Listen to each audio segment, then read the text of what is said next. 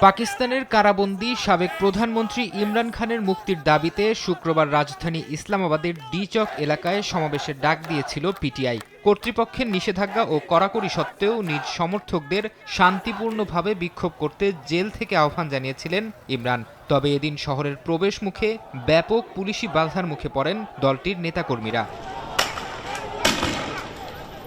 পুলিশের বাধার মুখে বারবার শহরে প্রবেশের চেষ্টা করেন পিটিআই সমর্থকরা। তবে নিরাপত্তা বাহিনীর মুহুর্মুহু টিয়ারশেল নিক্ষেপ আর রাস্তায় ব্যারিকেড থাকায় থেমে যেতে হয় তাদের। এক পর্যায়ে পুলিশকে লক্ষ্য করে ইটপাটকেল ছুড়ে দলের নেতাকর্মীরা। তাদের ছত্রভঙ্গ করতে তৎপর হয় নিরাপত্তা বাহিনীর সদস্যরা। এ সময় বেশ কয়েকজনকে আটক করা হয়। পূর্ব ঘোষিত কর্মসূচি অনুযায়ী শহরের ডি-চক এলাকায় প্রবেশ করতে না পেরে রাস্তায় দাঁড়িয়েই বিক্ষোভ করেন শত শত সমর্থক।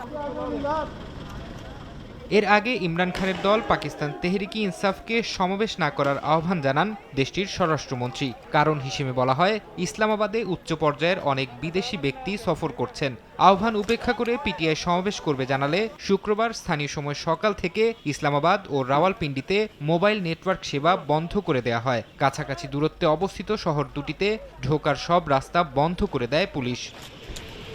ফারহাদ চৌধুরী, সময় সংবাদ।